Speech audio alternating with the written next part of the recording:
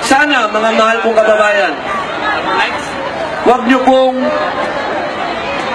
pakinggan yung mga ibang mga nabayaran.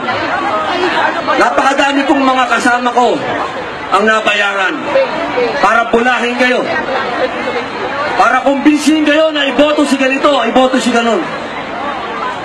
Ako, nandito ako para ipaliwanag po sa inyo na si Mayor Duterte ang huling barahan natin.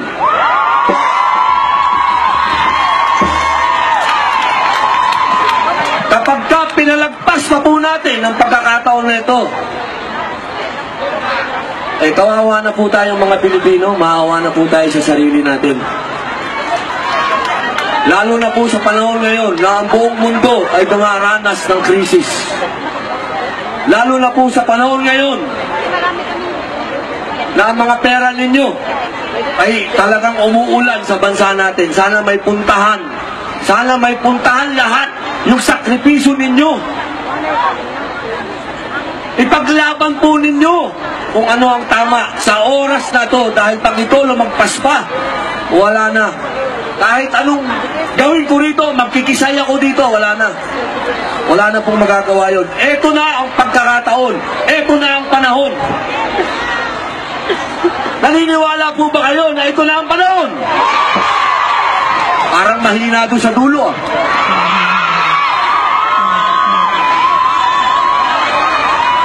Sana po, alam ko naman, marami akong naririnig. Napakarami kong naririnig na binabanatan si Mayor Duterte na magaling magmura. Ang bihira naman.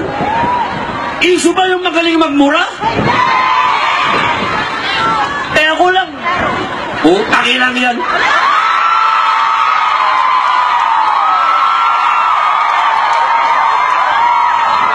Issue ba yun?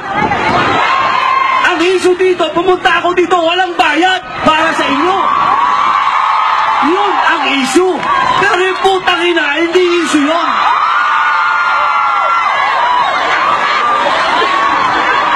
Mga mahal kong kababayan naman, maging totoo po tayo sa ating mga sarili.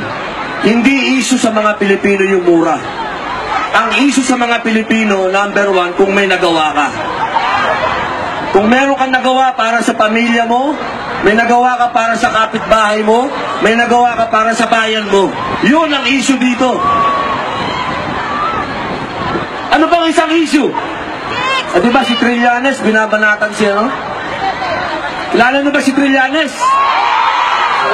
Yung magaling na, magdalo.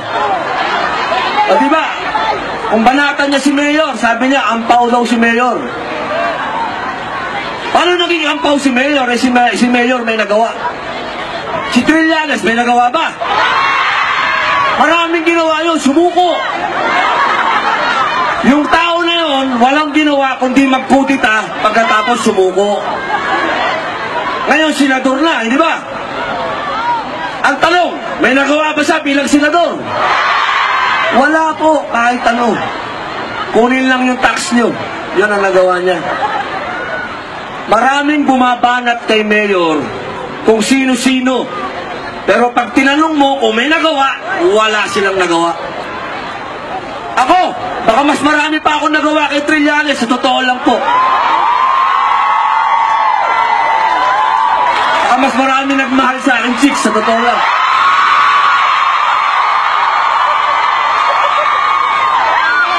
At ako wala akong binola. Ako binola. Mga mahal kong kababayan, napakarami ko pa pong gustong sabihin sa inyo, ikwento, imulat ang inyong mga mata. Pero ang katunayan, kayo ang nagmulat ng mata ko. Sa pag-ikot ko sa mga OFW sa buong mundo, nakikita ko na mas alam ninyo kung ano ang problema ng bayan natin kasi nandito kayo. Alam kong hindi ko na kailangan ipaliwanag pa ng napakahaba. Alam kong alam ninyo kung ano ang solusyon sa bayan natin. Ang solusyon ay ngayon na. Hindi bukas, hindi sa susunod na eleksyon, ngayong eleksyon na to. Mga mahal kong kababayan, aasahan ko po ba ang inyong suporta?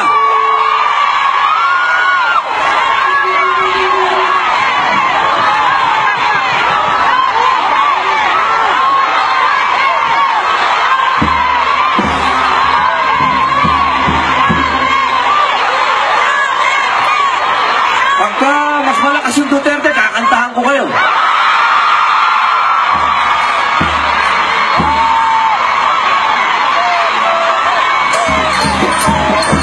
Papakilala ko po ulit. Si Sebastian Duterte, ang anak po ng ating magaling na mayor. Alam nyo, napakasimpleng tao po nito. Sana ito nang sumunod na anak ng presidente. Napakasimpleng tao. Nung nagkita kami kaninang umaga, ang sabi niya, alam mo, sir ang tawag sa akin, sa kayo nakakita lang ganun. Sabi niya, alam mo, sir, mas magandang magtago-tago na lang ako kasi mahirap maglakad-lakad sa Hong Kong dahil wala akong pera. Yun ang tunay na tao. Mas magandang kasama yun kaysa yung bibigyan ka ng pera. Oo, idol, para sa iyo yan, mamili ka. Nako, galing sa OFW yung pera na yan. Mas gusto kong kasama ito. Sana po, tulungan niyo ako na isang araw. Dahil si Mayor, ayaw naman tumira sa Malacanang eh. Yung Malacanang daw, simbolo daw yung kahirapan ng tao yun. Malamang, totoo. Pagka sila po ang nanalo, malamang ang Malacanang nasa lahat ng sulok ng mga mahihirap na lugar. Doon po makikita niyo ang Malacanang. At sisiguraduhin ko po sa inyo na hindi ako tatanggap ng kahit anong posisyon pag nanalo si Mayor. Para patunayan po sa inyo na wala akong hinihinging kapalit. Wala kahit ano. Gusto ko lamang pong ipaalam sa inyong lahat na ako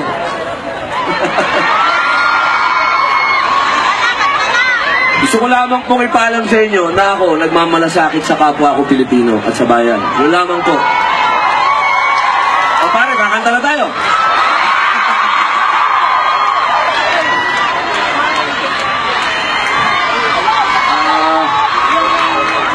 Maraming salamat po sa inyo. Maraming salamat talaga sa suporta niyo sa tatay ko. At maraming salamat sa sakripisyo niyo para sa ating bansa.